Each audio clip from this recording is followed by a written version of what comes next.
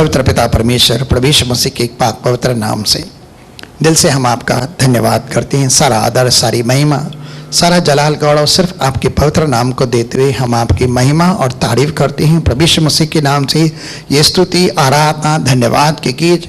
यहाँ तक कि बच्चों ने भी गवाही देकर तेरी महिमा की, गाकर बजाकर भी तेरे नाम की बड़ी प्रशंसा की। तो पिता, सब बच्चों की मिली हुई स्तुति, आराधना की सब बेटों को आप स्वीकार करें, तथा जिन भाइयों बहनों ने आज तेरे राज्य के लिए कुछ भी दशमांश अर्पण उठाने की बेटे दी और गवाही के द्वारा भी तेरी नाम की महिमा की, इन सब बातों के योग्य तू है, क्योंकि सत्य में राज्य तेरा है, पराक्रम तेरा है, महिमा भी तेरी है। और हम सब इन सारे आचार कर्मों के विषय में, चंगाइयों के विषय में, बरकतों के विषय में, छुटकारों के विषय में, आशीषों के विषय में सिर्फ आपके पवित्र नाम को धन्यवाद करते हैं, क्योंकि आप हम पर उपकार करते हैं, हम पर भलाइयाँ करते हैं, हमें आशीष करते हैं, हमें चंगा करते हैं और हमारे सब दुश्मनों से, कमजोरी, बीमारी से हमें मुक्ति देकर हमें आशीष करते हैं। हम सब बातों के अंदर तुझे ही पवित्र ठहरा कर तुझे महिमा देते हैं।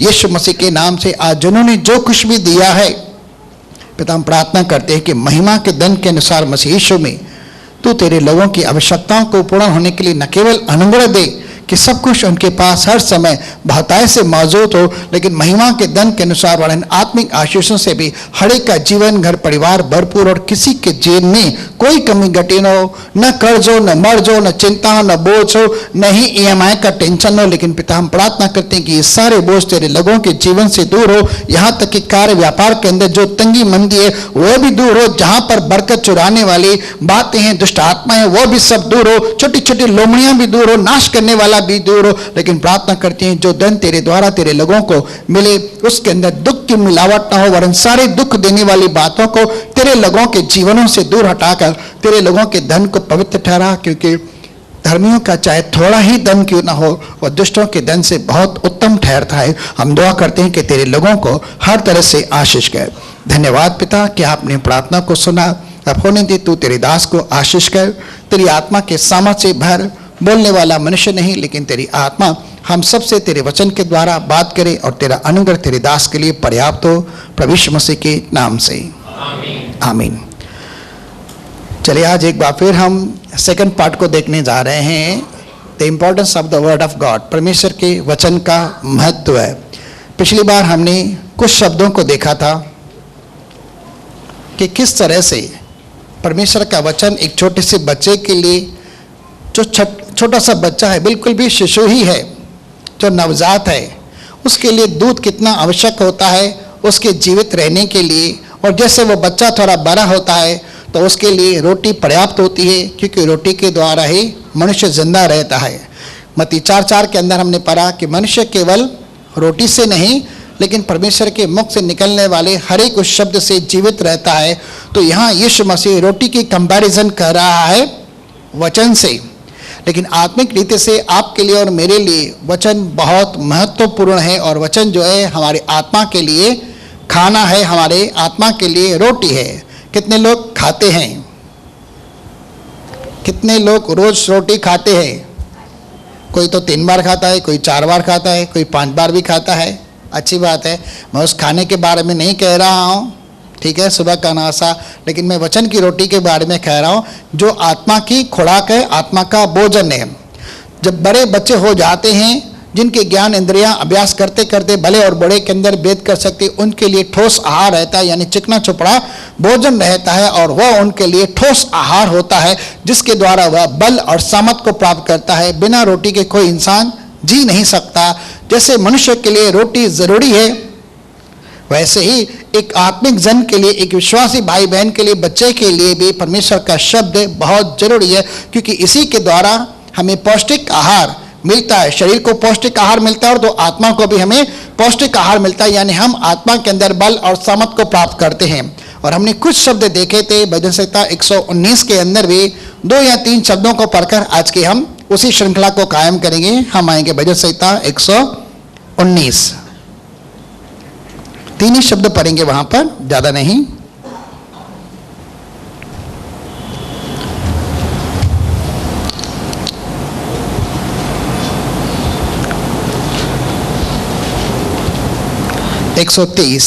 क्या ही धन्य है वे जो 130 भजन संहिता 119 का 130 शब्द है।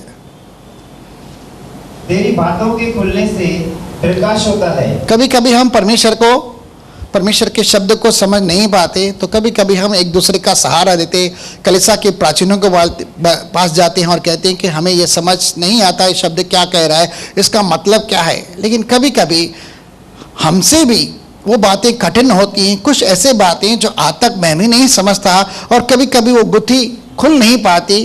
कोशिश करता हूँ अपनी समझ बुद्धि के द्वारा समझने के लिए, लेकिन कभी कभी वो बातें नहीं खुलती। लेकिन जैसे ही आत्मा के द्वारा प्रकाशन आता है, आत्मा के द्वारा हमें समझ मिलती है, ज्ञान मिलता है, तो क्या लिखा है, तेरी बातों के वेद को खुलने से प्रकाश होता है, यानी रेवलेशन प्रकट होते हैं। उससे बोले लोग समझ प्राप्त करते हैं। सीधे साधे बोले वाले लोग क्या होते हैं, समझदार बन जाते हैं। ठीक है, आप और मैं, हम सब बोले वाले हैं। कैसे, कबूतर की नाई है ना। यीशु मसीह ने कहा कबूतर की नाई बोले बनो।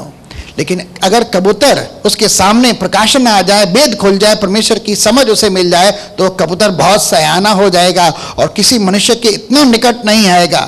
शायद कबूतर में से ही एक ऐसा पक्षी है, कबूतर ही एक ऐसा पक्षी है जो इंसान के सबसे निकट रहने की कोशिश करता है और उससे डरता नहीं है। ठीक है, लेकिन बाकी पक्षी, उनके पास आओगे तो वह डर कर भाग जाते हैं, क्योंकि कबूतर को भी मनुष्य पसंद है और मनुष्य को भी कबूतर पसंद रहते हैं। ठीक है, तेरी बातों के वेद को खुलने से प्रकाश होता है, रेवलेशन मिलता है, और से भोले लोग समझदार बन जाते हैं। यानी परमेश्वर के शब्दों के अंदर समझ है, और अगर हम उसे समझने की कोशिश करते हैं तो हमें और समझदार बना देते हैं। ठीक है, यही बात दानियल के विषय में थी। जब वह पवित्र शास्त्र को पढ़ रहा था तो उसे समझ नहीं पा रहा था। उसके लिए उसने कुछ दिन के लिए उपवास किया, 21 दिन का प्रार्थना किया, और वह लगातार उसे समझने की कोशिश करता था कि यिर्मयाह ये किस बात के विषय में लिख रहा है शब्द। तब उसने 21 दिन के लिए जैसे ही मन लगाया, और वह नहीं समझ पा रहा था, लेकिन परमेश्वर के दूत ने आकर उसे समझ दे और कहा, जिस बात के प्रति तूने मन लगाया हुआ है उसका वेद मैं तुझे प्रकट करता हूं, और उसके विषय में तुझे मैं समझ दे रहा हूं, क्योंकि तेरी प्रार्थना सुन ली गई है। काफ़ी सारे लोग होते हैं जिन्हें बातें समझ में नहीं आती हैं, और अगर प्रार्थना में रखेंगे तो परमेश्वर उन्हें अलग अलग तरह से उन्हें प्रकाशन दे सकता है, उनके जीवन से सारे बोलेपन को भी हटाकर उन्हें बुद्धिमान समझदार बना सकता है। चलिए एक दो शब्द में चलते हैं इसी का। 162 भजन संहिता 119 का 162 और 165 दोनों पढ़ते हैं। जैसे कोई बड़ी लूट पाकर हर्षित होता है, बड़ी लूट पाकर हर्षित होता है। मान के चलो आज की तारीख में आपको बहुत बड़ा खजाना मिल जाए तो आप कैसे होंगे? भाई आपको बहुत खजाना मिल रहा है, सोना चांदी हीरे मोती बहुत सारा धन मिल रहा है अचानक और फ्री में, क्या होगा? किसी को खुशी नहीं है भाई? नहीं चाहिए क्या?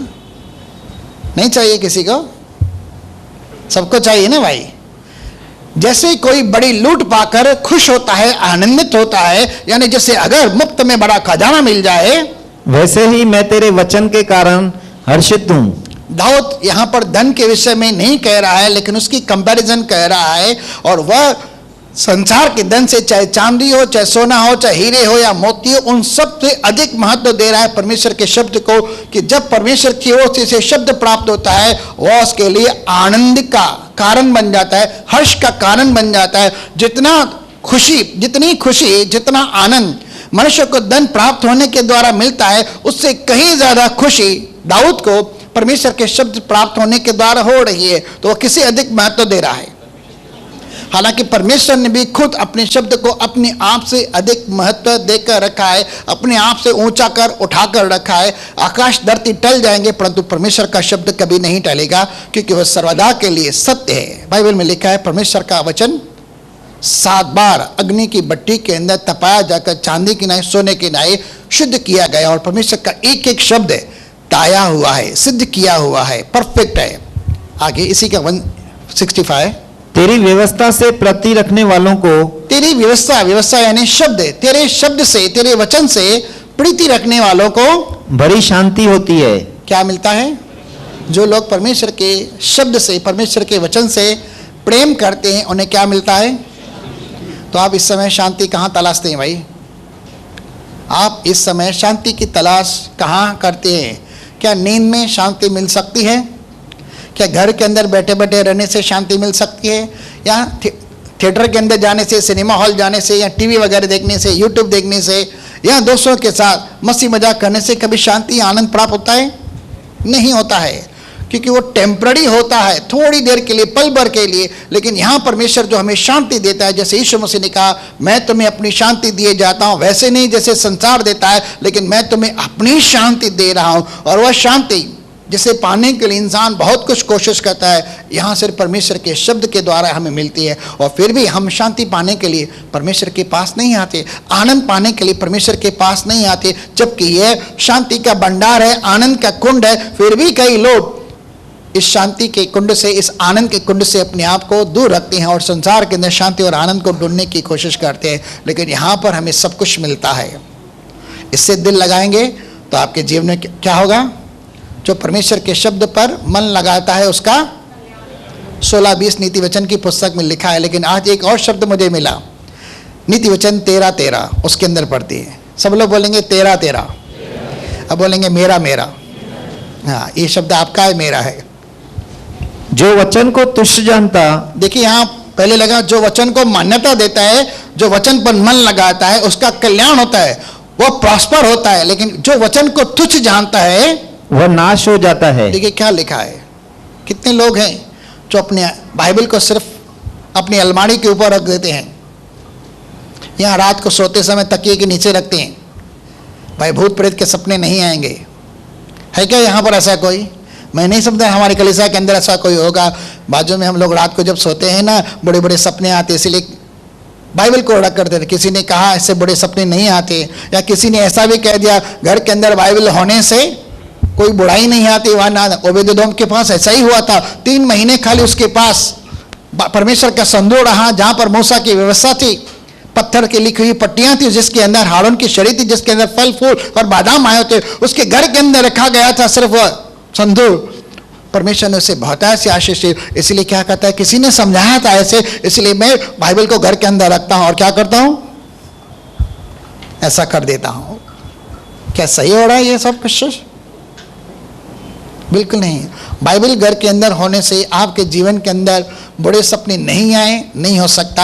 आपके जीवन के अंदर प्रॉस्पेरिटी आए, नहीं हो सकता, जब तक वह बाइबल का शब्द आपके हृदय के अंदर नहीं है। अगर आप दिन और रात उसके ऊपर मनन नहीं करते, अपने मुंह से नहीं कहते और उसके ऊपर नहीं चलते, आपके जीवन के अंदर वो आशीष कहाँ से आएगी? गलत शिक्षाओं की तरफ मत ध्यान देना करके सिर्फ बाइबल घर के अंदर रखने से भूत प्रेत नहीं आते, जादू टोने नहीं लगते। भाई इस गलत फहमी के अंदर मत लगो। यहाँ तो विश्वासियों के अंदर से भूत प्रेत निकल रहे हैं, जो बपतिस्मा लिए हुए अन्य भाषा तक बोल देते हैं कभी कभी। चलिए आगे बढ़ते हैं।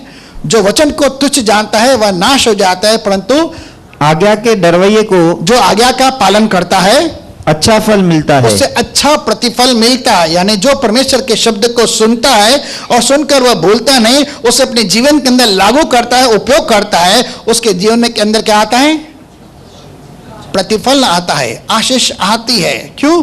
क्योंकि वह परमेश्वर के शब्द को भूलता नहीं, जैसे लिखा वैसा करता है, उसके जीवन के अंदर आशीष आती है।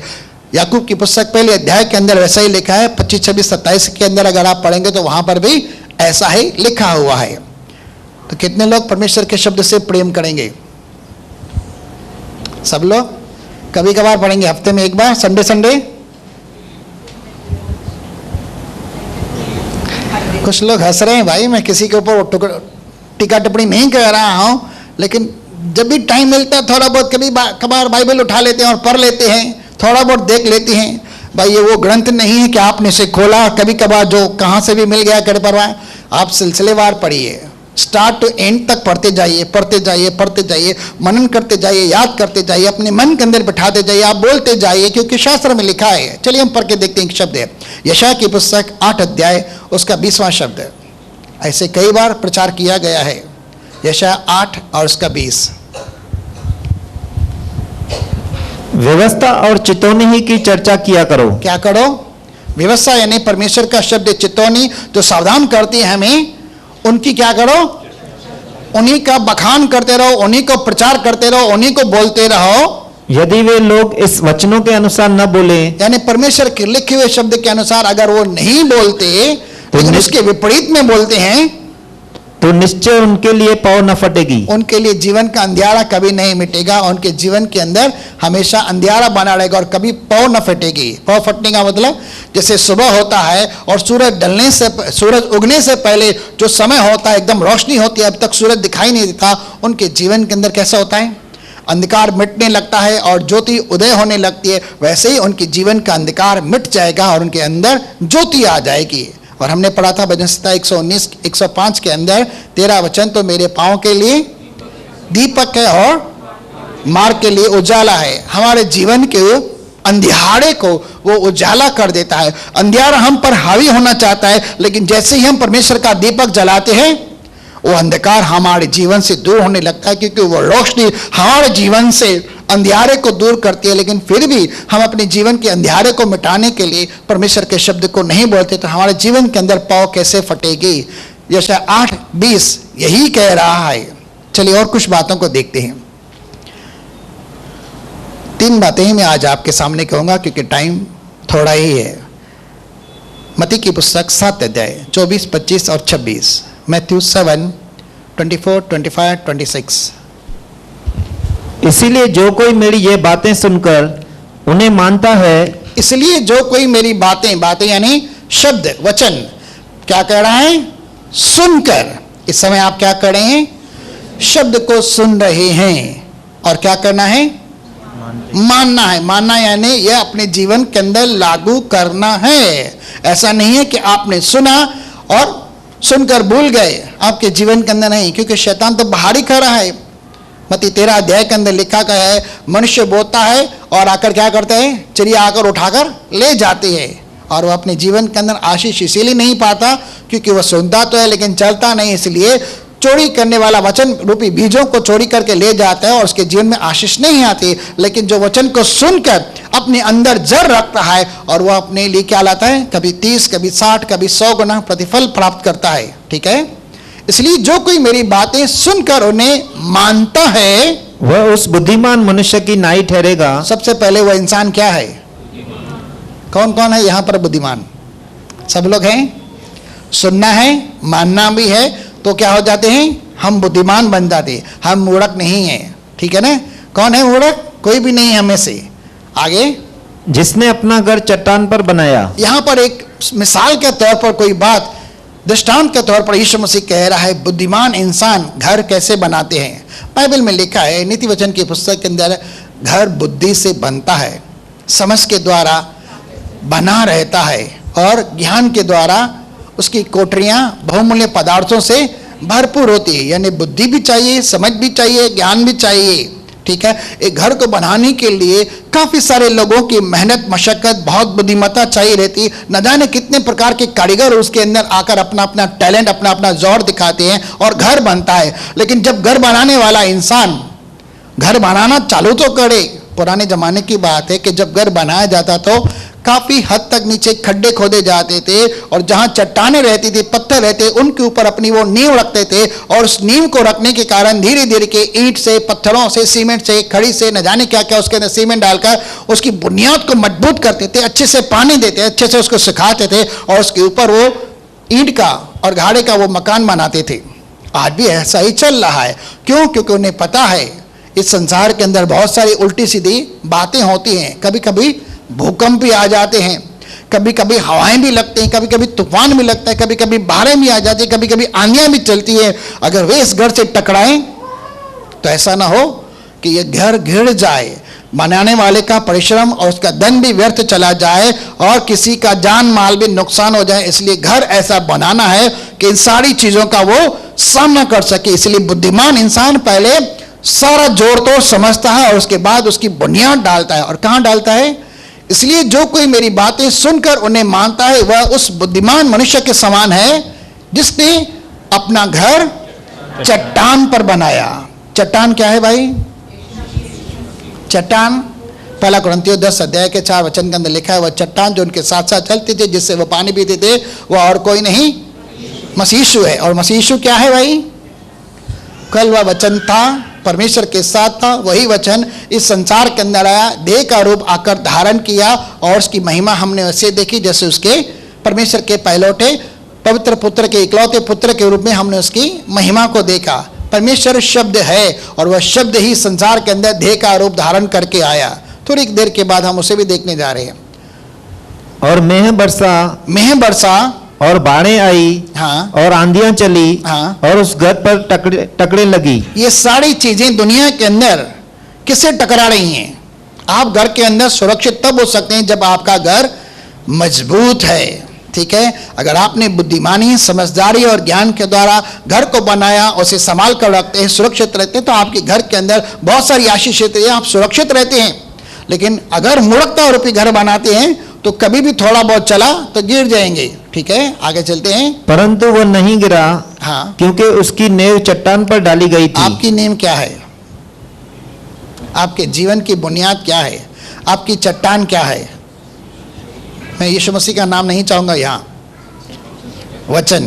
क्या आप अपना जीवन विश्वास के आधार पर अपने उस वचन के द्वारा चलाने की कोशिश करते हैं जो आप सुनते हैं? यहाँ बाइबल के अंदर पढ़ते ही यहाँ आपको जो सिखाया जाता है, जो पवित्र आत्मा के द्वारा आपके जिन में प्रकाशन के तौर पर आता है, सिर्फ सुनना काफ़ी नहीं, सुनने के साथ साथ उसके ऊपर चलना भी रहता है। तो आप अपने जीवन की बुनियाद उस चट्टान पर बनाते हैं अपना जीवन।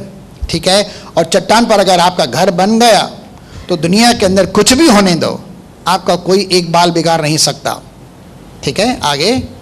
परंतु जो कोई मेरी ये बातें सुनता है, हाँ, और उन पर नहीं चलता। देखिए, क्लियर कर यीशु मसीह ने यहाँ पर कहा, जो मेरी बातें सुनता है और नहीं मानता वह उस निर्बुद्धि मनुष्य की नाई ठहरेगा। वह कैसे मनुष्य है? कैसा मनुष्य है?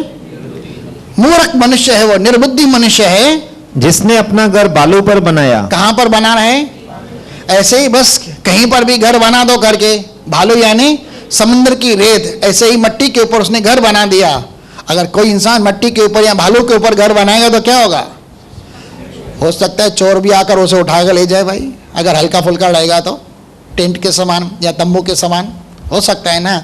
और अगर हवाएं चली, तूफान चला, आंधी चली, बाढ़ें चली तो क्या होगा? मिनटों के अंदर उसे उठाकर न जाने कहाँ ले जाएगी, सब माल नुकसान हो जाएगा, धन भी नुकसान हो जाएगा, मेहनत भी नुकसान हो जाएगी और कुछ भी नहीं। लेकिन जिस सुरक्षा के लिए, जिस फायदे के लिए सामने वाले ने घर बनाया, उससे उसका लाभ नहीं वरन नुकसान ही होगा। तो वह इंसान कैसे होगा? पढ़िए क्या लिखा है, परंतु जो कोई मेरी बातें सुनता है और उन पर नहीं चलता वह उस निर्बुद्धि यानी मूर्ख इंसान है।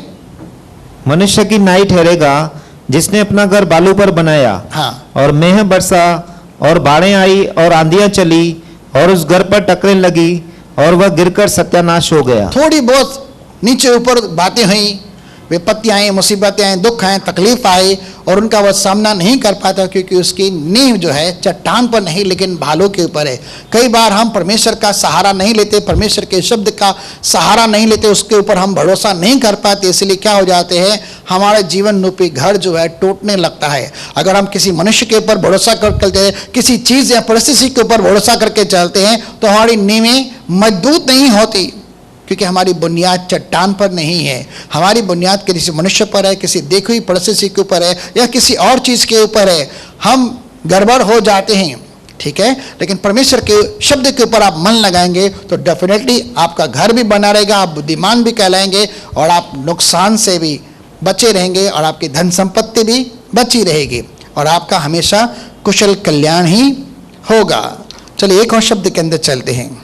यहाँ बुद्धिमान, समझदार, ज्ञानवान मनुष्य के बारे में देखा और निर्बुद्धि इंसान के बारे में भी देखा। यशायाह की पुस्तक 55 अध्याय, यशायाह की पुस्तक 55 अध्याय 10 और 11 शब्द हम पढ़ते हैं। जिस प्रकार से वर्षा और हिम आकाश से गिरते हैं और वहां यूं ही लौट नहीं जाते। भाई इन दिनों में कौन सा मौसम चल रहा है? 4 दिन से अच्छी खासी बारिश हो रही। किसी ने परमेश्वर का धन्यवाद किया? 25 दिन तक हम गर्मी के अंदर झुलसते रहे, गर्म हवाएं चलती रहीं, एसी का मौसम चालू था, लाइट का बिल मज़े से आ रहा था। लेकिन इन 4 दिनों के अंदर अच्छी खासी बारिश हो गई है। बाहर अगर जाएंगे तो एसी का मौसम चालू है, सही है ना? लेकिन क्या किसी ने बारिश के लिए प्रार्थना की? क्या किसी ने बारिश के लिए परमेश्वर का धन्यवाद किया? हमें निरंतर प्रार्थना करती रहती है क्योंकि इससे भारी भरकम नुकसान हो सकता है अगर बारिश नहीं होती। कुछ समय पहले महाराष्ट्र के अंदर ऐसा हाल हुआ था कि एक जन गाड़ियों के ऊपर, ऑटो रिक्शा में हाथ गाड़ियों के ऊपर बकेट लेकर न जाने क्या कुछ लेकर भाग रहा था। क्यों? पानी की किल्लत थी, हर एक जगह टैंकर आ रहे थे। भाई अक्सर बारिश के लिए आप प्रार्थना किया कीजिए, और बारिश देने वाला हमारा परमेश्वर है। जहाँ वह चाहता है वहाँ पर बादल भेजता है, बिजलियाँ कड़कती है, और अंतिम और पहली बारिश वही देता है। अगर हम परमेश्वर से मांगेंगे एलिया के समान, तो वह बारिश अच्छे से देगा। अब यहाँ पर उस बारिश की कंपैरिजन भी परमेश्वर के शब्द के साथ की जाती है, और पहाड़ी इलाके के अंदर जहाँ बर्फ गिरती है उसकी कंपैरिजन भी वचन के साथ की गई है। जिस प्रकार से वर्षा और हिम, वर्षा यानी बारिश, हिम यानी बर्फ, आगे आकाश से गिरते हैं। कहाँ से गिरते हैं? आकाश से गिरते हैं। और वचन कहाँ से आता है? परमेश्वर के मुख से। परमेश्वर कहाँ है? स्वर्ग में है। परमेश्वर अपना शब्द स्वर्ग से भेजता है। आगे, और वहां यूं ही लौट नहीं जाते। क्या ये वहां लौटते हैं? जब बारिश गिरती है क्या वहां पर लौट कर जाती है? या हिम जो बर्फ होती है गिरती है पहाड़ों के ऊपर, क्या वहां लौट कर जाती है? नहीं लौटती। किसने कहा नहीं? भाई वापस लौटती है।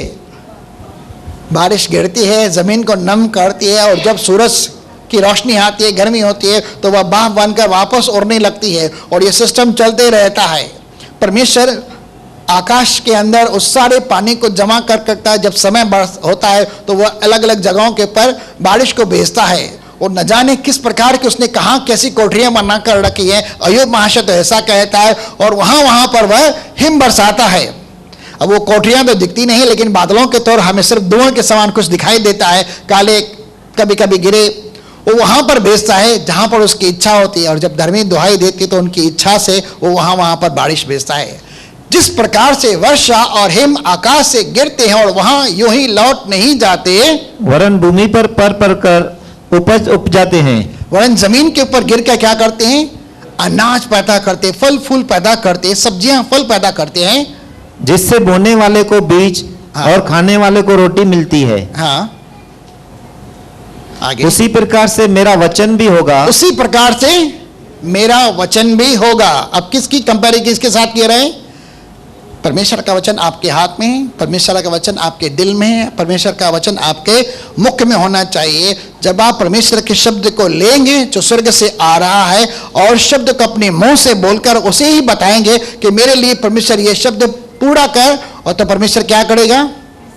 आप परमेश्वर से शब्द प्राप्त करते हैं, अपने दिल में रखकर उसे ही बोलते हैं, परमेश्वर बारिश को गिरा, ठीक है, परमेश्वर मुझे आशीष कर, मुझे चंगाई दे, मुझे ये दे, मुझे वो दे, ठीक है। तो परमेश्वर क्या करेगा? आपके जीवन के अंदर वही देगा, क्योंकि परमेश्वर के शब्द की कंपैरिजन हिम और बारिश के साथ की गई है। आगे, वह व्यर्थ ठहर कर मेरे पास न लौटेगा, परंतु जो मेरी इच्छा है उसे वह पूरा करेगा। अब परमेश्वर का शब्द खुद प्रभु यीशु मसीह है, जो संसार में मनुष्य का रूप धारण करके आया। जैसे कि अभी अभी हमने पढ़ा यूहन्ना की सुसमाचार की पुस्तक के अंदर 1:14 के अंदर, वचन देहधारी हुआ, वो वचन परमेश्वर के साथ था। परमेश्वर की इच्छा हुई तो उसने अपने पुत्र को कहा, भाई जा धरती पर मनुष्य जाति के पापों के क्षमा के लिए जाकर अपने बलिदान को दे, उनके लिए खून बहा, प्रायश्चित कर, और तू जा धरती पर और मेरी इच्छा के निमित्त ऐसा कर। यशायाह 53:10 भी कहता है कि उसने परमेश्वर की इच्छा को पूरा किया, ठीक है, और वह आकर आपके और मेरे पापों की क्षमा के लिए बलिदान हुआ, और वह मारा गया, गाड़ा गया, और फिर तीसरे दिन उठाकर कहाँ पहुंचा? स्वर्ग में पहुंचा। स्वर्ग से आया, महिमा को छोड़कर परमेश्वर की इच्छा को पूरा करके, मनुष्य को उद्धार के लिए पूरा कार्य करके वह स्वर्ग में वापस चला गया। ये क्या है? सुसमाचार। यीशु मसीह आया और स्वर्ग में चला गया। देखिए क्या लिखा है, वह यूं ही लौटकर मेरे पास व्यर्थ नहीं आता, लेकिन जिस इच्छा से मैं उसे भेजता हूं वह उसे पूरा करता है। अब परमेश्वर को शब्द उसका कौन वापस देगा? अब यीशु मसीह का तो सुसमाचार, परमेश्वर आपको शब्द देता है, आपको उसके दिल में रखना है, उस पर विश्वास करना है, और परमेश्वर को अपने मुंह से उसे लौटा कर देना है। और जब आप परमेश्वर के शब्द को परमेश्वर की इच्छा के निमित्त बोलते हैं तो आपके जीवन के अंदर वह आशीष आती है, और परमेश्वर की इच्छा जो आपके लिए है वो पूरी करता है। और परमेश्वर की इच्छा क्या है आपके लिए? कि आप दुखी रहो, आप रोते रहो, आप शोक करते रहो, विलाप करते रहो, आंसू बहाते रहो, परिस्थिति के अंदर दबे रहो और आप बदहाल रहो? क्या परमेश्वर की ऐसी इच्छा है कि आप नष्ट हो जाओ? नेवर एवर, कभी नहीं। परमेश्वर की इच्छा आप सबके लिए खुशी, शांति, आनंद के लिए। दुष्ट के मरने से कभी परमेश्वर पसंद नहीं होता, लेकिन दुष्ट अगर मन पर आता है तो इस बात से वह स्वर्ग में भी आनंद मनाया जाता है। आगे, और जिस काम के लिए मैंने उसको भेजा है, जिस काम के लिए मैंने उसे भेजा है वह सफल करेगा। वह क्या करता है? मेरा शब्द सफल करता है। तो कुंजी क्या है? एक विश्वासी के हाथ में सबसे बड़ी कुंजी क्या है? परमेश्वर का शब्द। अगर आप परमेश्वर के शब्द को लेते हैं तो परमेश्वर का शब्द ही आपके जीवन के अंदर उस आशीष को लाता है जो वहां पर छिपी हुई है। ठीक है, थोड़ा बहुत समझे? चलिए एक और चीज के ऊपर चलते हैं।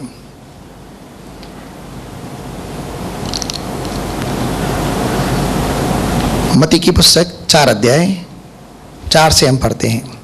चलिए 3 से पढ़ते हैं। मत्ती 4 एग्जाम्पल के थे, तीसरा एग्जाम्पल है। तब परखने वाले ने पास आकर उससे कहा, परखने वाले यानी शैतान ने प्रभु यीशु मसीह की जब उसके 40 दिन के उपवास चल रहे थे और पवित्र आत्मा के सिखाए वह जंगल के अंदर कहा ताकि शैतान के द्वारा उसे परखा जाए। ठीक है, यदि तू परमेश्वर का पुत्र है हाँ, तो कह दे कि ये पत्थर रोटियां बन जाए। क्या बन जाए? अब शैतान यीशु मसीह से कह रहा है उपवास के दिनों के अंदर कि अगर तो परमेश्वर का पुत्र है, अगर का मतलब वह उसके अंदर संदेह उत्पन्न करना चाहता था, क्या वाकई में हूं? आज भी शैतान का यही पत्र है, वो आपसे और मुझसे यही कहता है, क्या तू नई सृष्टि है? क्या तू मसीह में नई सृष्टि है? क्या तेरे पाप माफ हुए हैं? क्या तू मसीह के लहू में धोया गया? हमारे मन में जब ऐसे बात आते हैं तो संदेह उत्पन्न होता है कि क्या मैं वाकई हूं? दिखता तो नहीं है, लेकिन परमेश्वर का शब्द परमेश्वर का शब्द है। अगर आपकी नींव उस शब्द के ऊपर बनी है तो आप बोल सकते हैं। और यहाँ पर यीशु मसीह परमेश्वर का शब्द ही बोल रहा है। ऐसा नहीं है कि उस समय प्रार्थना करता है, प्रभु तू बोल, मुझे मैं क्या जवाब दूं? शैतान को इस समय वो मेरी परीक्षा करने के लिए आया है। उस समय प्रार्थना नहीं है, उस समय और कुछ भी नहीं है। उस समय वह क्या कह रहा है? उसने उत्तर दिया कि लिखा है कि मनुष्य केवल रोटी ही से नहीं। क्या है? लिखा है। कहाँ लिखा है? कहाँ लिखा है? बाइबल के अंदर परमेश्वर 2 प्रकार से बात करता है। एक लिखे हुए शब्द के द्वारा, जिसे क्या कहते हैं भाई? लोगोस। और दूसरा वर्बल ओरल शब्दों के द्वारा, जिसे हम कहते हैं रीमा शब्द। कभी कभी सपनों दर्शनों के द्वारा बोलता है, कभी भविष्यवाणी के द्वारा बोलता है, कभी किसी और तरह। परमेश्वर के बोलने के हजारों हजार तरीके हैं, उसके ऊपर कोई प्रतिबंध नहीं है, वो स्वतंत्र है, कैसे भी हमसे बात कर सकता है। लेकिन नॉर्मली मैं ऐसा कहता हूं 2 प्रकार के तरीके हैं। लिखित शब्द थे। अब यीशु मसीह यह नहीं सर प्रभु अब तुम मुझे जवाब दे, तू मेरा पिता है, मैं शैतान को क्या जवाब दूं? और उस समय परमेश्वर से सहायता नहीं मांगता, लेकिन क्या कह रहा है? आपके पास शब्द है। यीशु मसीह यहां से शब्द लेता है बाइबल में से और कहता है लिखा है। कहां? बाइबल के अंदर, पवित्र शास्त्र के अंदर लिखा है कि मनुष्य केवल रोटी से नहीं परंतु हर एक वचन से जो परमेश्वर के मुख से निकलता है, तो परमेश्वर के मुख से निकलता है उसे जीवित रहता है। और आपके पास जो लिखा हुआ शब्द है वो क्या है भाई? परमेश्वर का वचन है। 1 मिनट के लिए परमेश्वर के शास्त्र को समझ लेते हैं। दूसरा तीमुथियुस 3 अध्याय उसका 16 और 17 पढ़ते हैं। दूसरा तीमुथियुस 3 अध्याय 16-17 वचन पढ़ते हैं। हर एक पवित्र शास्त्र, हर एक पवित्र शास्त्र, बाइबल के अंदर 66 पुस्तकें हैं। उन 66 पुस्तकों के बारे में लिखा, हर एक पवित्र शास्त्र, हर एक पुस्तक परमेश्वर की प्रेरणा से रचा गया है। किसके द्वारा लिखा गया है? किसके द्वारा इसकी रचना की गई है? कोई तो नावल बनाता है, कोई स्टोरी बनाता है, कोई क्या करता है इमेजिनेशन के द्वारा। लेकिन परमेश्वर ऐसा नहीं है। परमेश्वर ऐसा नहीं है कि वह इमेजिनेशन करे और पुस्तक की रचना करे। नहीं, परमेश्वर की प्रेरणा के द्वारा इस शास्त्र को रचा गया है। आगे, और उपदेश और समझाने और सुधारने और धर्म की शिक्षा के लिए लाभदायक है। शिक्षा के लिए क्या है? फायदेमंद है। बाइबल जो है 4 चीजें यहां लिखी हैं। आपको उपदेश भी मिल सकता है और बहुत सारे उपदेश बाइबल के अंदर लिखे हैं जो आपके और मेरे लिए फायदे की बात है। इसके द्वारा हम सुधर सकते हैं। ठीक है, अपनी बुरी आदतों से, बुराइयों से, मिथ्या अंधविश्वास से, बातों से हम बच सकते हैं जहां पर हमारा जीवन नुकसान हो सकता है। यहां तक कि बर्बाद हो सकता है, हम उससे बच सकते हैं। और लिखा है समझाने के लिए। अगर जो शब्द नहीं समझता तो परमेश्वर का शब्द ही एक बुद्धिहीन ना समझ इंसान को समझदार और बुद्धिमान बनाता है, क्योंकि परमेश्वर के शब्द में बुद्धि और समझ और ज्ञान पाई जाती हैं, और वह तो बुद्धि समझ ज्ञान का भंडार है। वो हमें समझा सकता है। अगर कोई नहीं भी समझता तो परमेश्वर का शब्द ही उसे समझा सकता है। आगे, धर्म की शिक्षा देने में क्या है? फायदेमंद है। आगे, ताकि परमेश्वर का जन सिद्ध बने। आप और मैं जो परमेश्वर के जन हैं, जो विश्वास करते हैं प्रभु यीशु मसीह के नाम पर, परमेश्वर पिता पर, आप और मैं क्या बन सके? परफेक्ट बन सकते हैं। आप और मैं परफेक्ट बनने हैं। जैसे तुम्हारा बुलाने वाला परफेक्ट है, वैसे ही तुम भी बनो। यह प्रभु यीशु मसीह की आज्ञा भी है। आपको और मुझको परमेश्वर के समान बनना है। कैसे? परफेक्ट। सिर्फ हम स्वरूप के अंदर, समानता के अंदर नहीं है, लेकिन परमेश्वर के ढिलडोल में, बुद्धि में, समझ में, ज्ञान में, बोलने में, उठने बैठने में, व्यवहार करने के तरीकों के अंदर भी हमें परमेश्वर के समान बनना है, ताकि परमेश्वर का एक एक जन यानी आप और मैं क्या बने? सिद्ध बने, और हर एक भले काम के लिए तत्पर हो जाए। हर भले काम के लिए हम तैयार रहें। ऐसा नहीं हो, बाइबल में लिखा है जो परमेश्वर का काम ढिलाई से करता है वह श्रापित है। परमेश्वर की आज आपके सामने कुछ इच्छा प्रकट होगी, बाद में करेंगे, देखा जाएगा, आप कौन करेगा, मेरे लिए थोड़ी ये करके। हाँ प्रभु मैं करता हूँ, हाँ तूने मुझे खेत में जाने के लिए कहा, मैं जाऊँगा, आज नहीं, कल, परसों, तरसों। बाइबल लिखा है वो श्रापित है। परमेश्वर का काम सुस्ती के साथ नहीं होना चाहिए, ढिलाई के साथ नहीं हो जाए, लेकिन फुर्ती के साथ परमेश्वर का शब्द होना चाहिए। और परमेश्वर अपने शब्द के लिए भी क्या है? जागृत रहता है। अब यीशु मसीह की जब परीक्षा हो रही है तो यीशु मसीह शैतान का जवाब देने के लिए कह रहा है, शैतान भले मुझे भूख लगी हुई है, मैं जानता हूं अगर मैं चाहता तो इस पत्थर को रोटी बनाकर अपनी भूख को मिटा सकता हूं, लेकिन मैं तेरी कहने से क्यों करूं? मैं तेरे कहने से क्यों करूं? मुझे थोड़ी तेरी आज्ञा का पालन करना है। लेकिन लिखा है उसने परमेश्वर के शब्द को लिया और शैतान का किया? सामना किया। और पढ़ते हैं वापस मत्ती 4:4 के अंदर आते हैं। अब शैतान को जवाब मिल रहा है। तब इब्लीस उसे पवित्र नगर में ले गया और मत्ती 4:4 पढ़ेंगे। उसने उत्तर दिया, यीशु मसीह अब शैतान को उत्तर दे रहा है कि लिखा है कि मनुष्य केवल रोटी ही से नहीं, मनुष्य केवल रोटी से जिंदा नहीं रहता, परंतु हर एक वचन से हर एक वचन से जो परमेश्वर के मुख से निकलता है जीवित रहेगा। अब यीशु मसीह क्या कर रहे हैं? यहां से शब्द ले रहा है, अपने दिल में डाला और अपने मुंह से शैतान को जवाब दे रहा है। और शैतान सबसे अधिक किस चीज से डरता है? आप में से कितने लोग वचन से डरते हैं? आप में से कितने लोग वचन से डरते हैं? भाई ये शैतान का काम है। शैतान परमेश्वर से डरता है और शैतान परमेश्वर का सामना नहीं कर पाता उसके शब्द के अनुसार।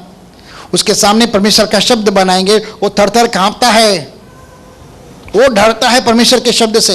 आपको और मुझको डरना नहीं है शब्द से, ठीक है? आपको और मुझको डरना नहीं, परमेश्वर का शब्द अगर मुझे कुछ उल्टा सीधा कह दे तो नहीं। परमेश्वर आपके लिए कभी बुरी योजना या कल्पना करता भी नहीं है। उसकी योजनाएं आपके लिए सदा मनभावनी है और उन सबको वो जानता है, उसके अंदर आपका फायदा है, नुकसान कभी भी नहीं है। उसने उत्तर दिया कि लिखा है मनुष्य केवल रोटी से नहीं परंतु हर एक उस शब्द से जो परमेश्वर के मुख से निकलता है जीवित रहता है। आगे बढ़ेंगे फटाफट। तब इब्लीस उसे पवित्र नगर में ले गया, हाँ, और मंदिर के कंगूरे पर खड़ा किया, हाँ, और उससे कहा, यदि तू परमेश्वर का पुत्र है तो अपने आप को नीचे गिरा दे, क्योंकि लिखा है कि वह तेरे विषय में अपने स्वर्गदूतों को आज्ञा देगा। सबसे पहले परीक्षा किया गया जरूरत की चीज़ों से। इस संसार में हमारे जीने के लिए जो ज़रूरतें हैं, रोटी, कपड़ा, मकान, कभी कभी शैतान हमारी उन चीज़ों से परीक्षा करता है क्योंकि वो परखने वाला है, ठीक है? लेकिन वो कहता है अभी तो बाइबल के शब्द के अनुसार मुझे जवाब दे रहा है तो मैं बाइबल का शब्द लेकर तेरे पास आता हूँ, अब तू बता तुझे कितनी जानकारी है। और क्या कह रहा है? यहाँ से तू उड्डीवार और अपने आप को गिरा दे, क्योंकि शास्त्र में लिखा है भजन संहिता 91 के अंदर के स्वर्गदूत आएंगे तुझे हाथों हाथ उठा लेंगे ताकि तेरे पैर में पत्थर से ठेस न लगे। अब गिरा तो क्या हो रहा है यहाँ पे? अब शैतान, उसे बाइबल पता है और वह बाइबल के शब्द के अनुसार यीशु मसीह की परीक्षा कर रहा है। लेकिन यीशु मसीह क्या कर रहा है? यीशु ने उससे कहा, यह भी लिखा है। अब यीशु मसीह वापस बाइबल के लिखी हुई शब्द से ही शैतान का सामना कर रहा है, उसका विरोध कर रहा है। आगे कि तू प्रभु अपने परमेश्वर की परीक्षा न कर। किसी भी बुरी बात के द्वारा परमेश्वर की आपको और मुझको परीक्षा करने की जरूरत नहीं है। मान के चलो आने वाली गाड़ी की ट्रेन के आगे मैं पटरी पर खड़े हो जाता हूँ, कहता हूँ अगर प्रभु तू सच्चा है, जिंदा है और मैं तेरा दास हूं तो मुझे आने वाली रेलगाड़ी से बचा। क्या करेगा? परमेश्वर बचाएगा। क्यों? क्योंकि मैं गलत चीज के द्वारा परमेश्वर की परीक्षा कर रहा हूं कि वो है कि नहीं है। हालांकि विश्वास कहता है वो है, तभी तो प्रतिफल है ना भाई। मांगने वाले खोजने वाले को प्रतिफल मिलता है। अगर मैं बुरी चीज के द्वारा परमेश्वर की परीक्षा करूं कि मुझे चलते हुई ट्रेन से आते हुए मुझे बचा और मुझे कटने मरने से बचा ले, परमेश्वर मुझे नहीं बचाएगा और मैं टुकड़े टुकड़े हो जाऊंगा, क्योंकि मैंने बुरी बात के द्वारा परमेश्वर की परीक्षा की। और हमें किसी भी रीति से परमेश्वर की बुरी बात के द्वारा परीक्षा नहीं करनी, लेकिन परमेश्वर का शब्द अपने आप को परीक्षा में बचाने के विषय में ले सकता है और उसका इस्तेमाल हम शैतान की युक्तियों को नाश करने के लिए इस्तेमाल कर सकते हैं और अपने आप को बचा सकते हैं। और शैतान जब परमेश्वर का शब्द सुनता है तो डरता है, कांपता है, थरथराता है और भाग जाता है। क्यों लिखा है? परमेश्वर के वचन के अधीन न हो, शैतान का सामना करो परमेश्वर का शब्द बोलकर और वह भाग जाएगा। दुम दबाकर भाग जाएगा। आगे फिर शैतान उसे एक बहुत ऊंचे पहाड़ पर ले गया और सारे जगत के राज्य और उसका वैभव दिखाकर उससे कहा कि यदि तू गिरकर मुझे प्रणाम करे तो मैं यह सब कुछ तुझे दे दूंगा। अब इस संसार के अंदर काफी सारी वैभवशाली चीजें हैं, गाड़ी, बंगला, पैसा, नाम, शोहरत, इज्जत, ना बहुत कुछ इस संसार के अंदर है जो शैतान दिखाता है। इन्हें प्राप्त करने के लिए क्या करना है? यीशु मसीह को शैतान के आगे झुकना है। वो कहता है सारा संसार का वैभव जो है वो सब मेरे पास है, मुझे दिया गया है। अगर तू झुककर मुझे प्रणाम करे तो ये सब मैं तुझे दे सकता हूँ, क्योंकि ये सब मेरा है, उसके ऊपर मेरा वास्ता है। अब यहाँ पर कभी कभी शैतान हमारी भी परीक्षा इसी तरह से करता है। इन संसार के अंदर वैभवशाली और लुभाने वाले वस्तुओं को देकर, रुपए पैसे का लोभ तो सब बुराइयों की जड़ है, जिसे प्राप्त करते हुए कई सारे लोगों ने विश्वास से ही भटक गए हैं और नाना प्रकार की परीक्षाओं के अंदर आकर उलझ गए हैं। ठीक है, उसने कहा यदि तू गिर कर मुझे प्रणाम करे तो ये सब कुछ मैं तुझे दे दूंगा। आगे तब यीशु ने उससे कहा, हे शैतान दूर हो जा, हे शैतान दूर हो जा, क्योंकि लिखा है कि तू प्रभु अपने परमेश्वर को प्रणाम कर और केवल उसी की उपासना कर। किसकी इबादत करनी है? किसकी उपासना करनी है? किसकी पूजा करनी है? सिर्फ परमेश्वर की करनी है। सर किसी और के सामने नहीं झुकना है, सिर्फ परमेश्वर के आगे। और वह कैसे जवाब दे रहा है? 3 बार जब अलग अलग तरह से शैतान ने यीशु मसीह की परीक्षा ली तो यीशु मसीह ने उसका मुंह कैसे बंद किया? और आप कैसे बंद करते हैं मुंह उसका? कैसे भगाते हैं? कैसे सामना करते हैं?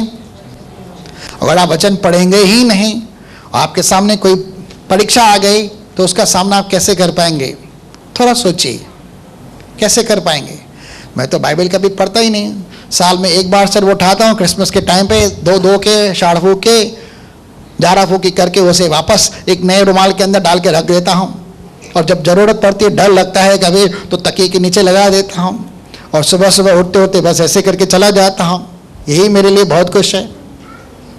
सही है ना? इससे कोई फायदा नहीं है। जब तक ये यहाँ नहीं और यहाँ से बाहर नहीं है, शैतान आप पर हावी हो सकता है। अंधकार को बुलाने की जरूरत नहीं होती है, अंधकार ऑटोमेटिकली हो जाए, लेकिन जैसे ही लाइट आती है शैतान भाग जाता है।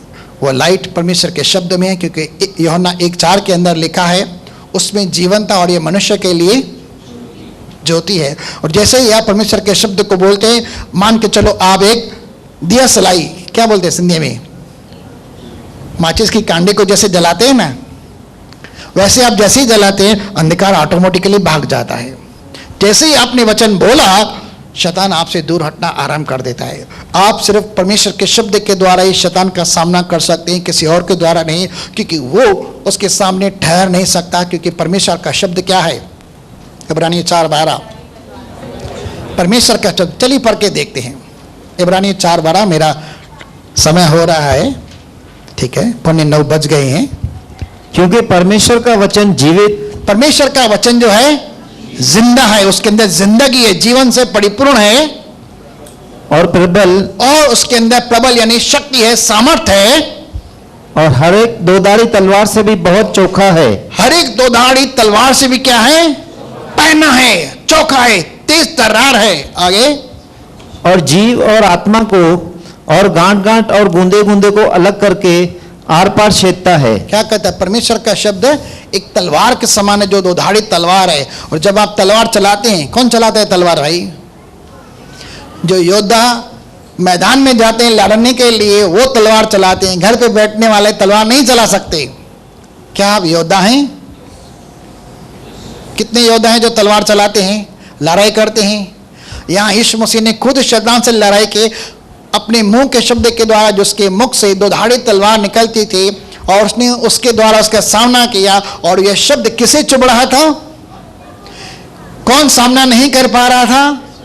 शैतान। और क्या क्या? दुम दबाकर भाग गया। और बाइबल में क्या 4:11 के अंदर कुछ समय के लिए शैतान यीशु मसीह को छोड़कर चला गया और स्वर्गदूत आकर उसकी सेवा करने लगे। और परमेश्वर आपके लिए स्वर्गदूतों की भी सहायता करता है। आप सिर्फ शब्द के द्वारा ही शैतान का सामना कर सकते हैं। अगर पढ़ेंगे नहीं तो शैतान तो आप पर हावी हो सकता है। आप परीक्षा के अंदर गिर भी सकते हैं। कितने लोग गिरना चाहते हैं? परीक्षा में पढ़कर गिरना चाहते हैं? मैं समझता हूँ कोई भी नहीं।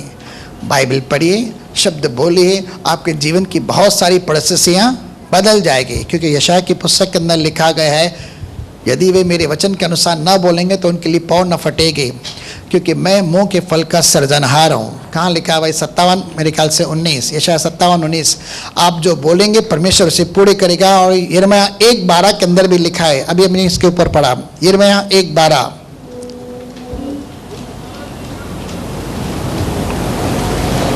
यशायाह 44 के अंदर भी लिखा है कि मैं अपने दास के शब्द को पूरा करने के लिए हमेशा तैयार रहता हूँ।